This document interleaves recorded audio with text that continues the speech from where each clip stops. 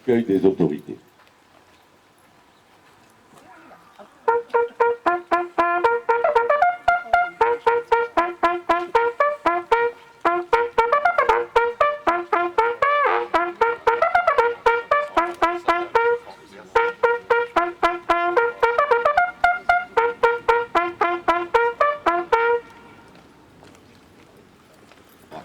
Des 600 Savoyards qui sont tombés le 19 août 1914, un petit peu plus haut dans la colline.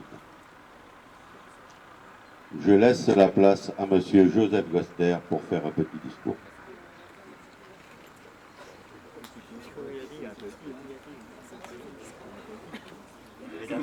Mesdames et messieurs, bonjour. Alors, je ne ferai pas un petit discours. Cette année, suivant la tradition, que je vais peut-être un peu vous expliquer, cette tradition consiste à ce que le maire qui, je dirais, fait son discours à l'occasion de cette cérémonie, eh bien, fait le discours, et que le maire de la commune, donc parallèle, organise le pot. Alors cette année, Claude Frey étant absent, dans la mesure où il est quand même bien excusé, il vient de marier sa fille, et ils sont avec son gendre, son petit-fils et sa fille sont ensemble dans la famille en Martinique pour fêter cet événement, donc il est tout excusé, et tu pourras lui dire, avantageusement remplacé par sa première adjointe, Francine Agudo-Pérez, qui aura donc le plaisir et l'honneur de faire ce petit discours pour relater, je dirais, ce qui est devenu une tradition avec nos deux communes depuis maintenant 20 ans. Mesdames et messieurs, ça fait la 20e cérémonie que je préside. Je viens de m'en rendre compte. Je voudrais en profiter pour saluer deux personnes qui m'accompagnent dans cette cérémonie depuis 20 ans. René Benda, viens, montre-toi, viens nous voir, viens nous voir.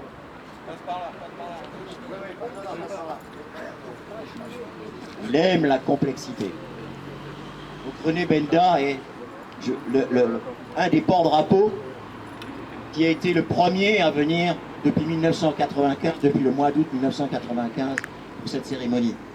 Il a été nommé citoyen d'honneur de Tsidisheim.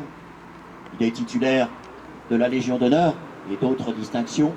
C'est un ancien résistant, ce qu'on appelait les FFI à l'époque. Et je voulais simplement lui rendre hommage et lui faire un petit clin d'œil et lui transmettre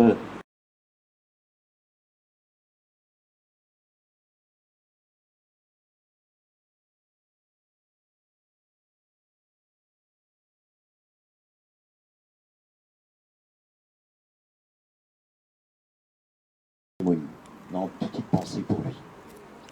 Une petite pensée et un remerciement aussi pour une autre personne, c'est M. Gérard Rost.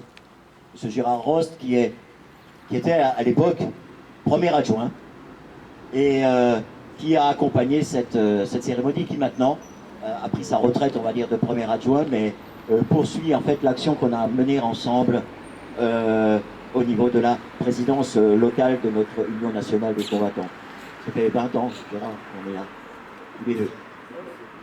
Je remercie aussi, bien sûr, la présence de toutes celles et ceux qui, au fil des années, n'oublient pas cette cérémonie. Ça fait pas 20 ans pour Arlette, mais ça fait un bon nombre d'années. Voilà. Vous savez, quand on parle de chiffres avec les dames, on fait preuve de tact, alors je ne cite pas. Voilà. Donc, ça fait quand même un certain nombre d'années, je te remercie. Et je remercie énormément les porte-drapeaux, tous les porte-drapeaux qui sont derrière. Parce que, grâce à eux, cette cérémonie qui était simple, très simple au début, représentée avec deux drapeaux, celui de l'UNC local et celui de M. Moreau et de René, eh bien s'est étoffé au fur et à mesure, et je crois qu'il faut les remercier effectivement de leur présence. Voilà, je voulais simplement vous faire ces quelques mots d'introduction, vous dire que, eh bien, l'actualité nous montre qu'il faut toujours être vigilant. Il y a maintenant de nouveau 3 héros, on va dire. Il y en avait 600. le 19 août 1914, un peu fougueux. Il y avait la volonté d'y aller, un peu inconscient quand même. C'était comme ça à l'époque. Maintenant, on est un peu plus, je dirais, regardant et un peu plus attentif sur le fait qu'un combattant, il n'est pas forcément fait pour être massacré, mais pour combattre. Mais à l'époque, ce n'était pas le cas. Donc, ces jeunes gens fougueux, là, dans le train, eh bien, qui n'ont pas pensé plus loin que d'essayer de se sortir de cette situation, ils avaient le même état d'esprit, je pense, que les jeunes qui étaient là ce jour-là, le 19 août. Je crois qu'on peut avoir aussi une petite pensée de remerciement pour eux. Toujours aussi une petite pensée pour les autres, ceux qui sont en opération extérieure, comme on dit petitement, mais qui risquent leur vie tous les jours pour que une certaine barbarie, je ne vais pas m'étendre, je pense que vous avez compris, qu'une certaine barbarie ne s'étende pas à la planète, ce qui est recherché.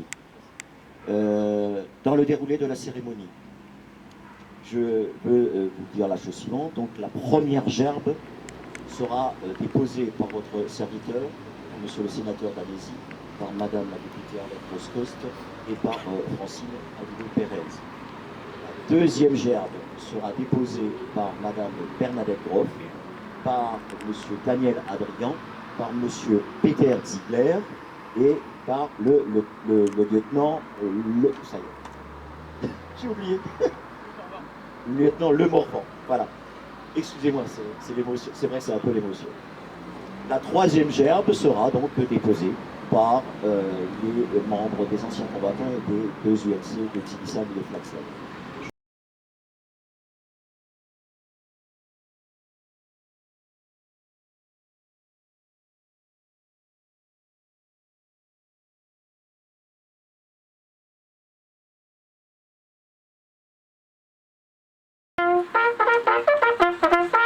Dépôt de gerbe.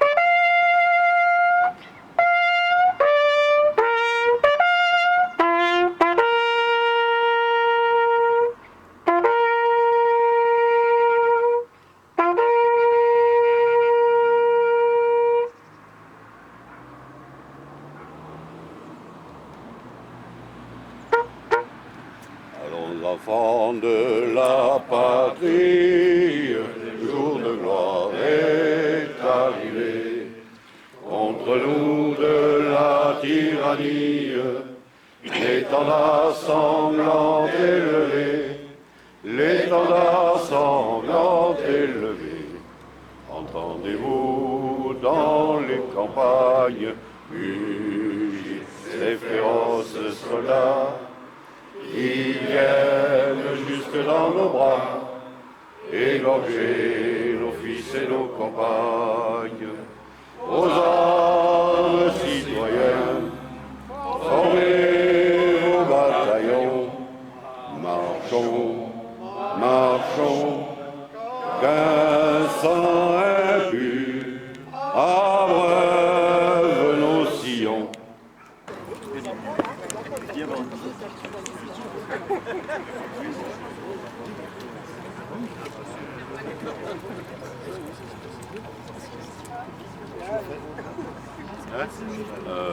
Après, à la fin. À la fin, on le prend. Normalement, c'est pas trop réglementaire, donc on va le faire.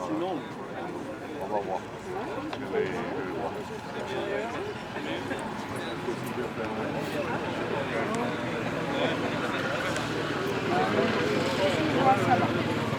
Quand je vous vois, ça va.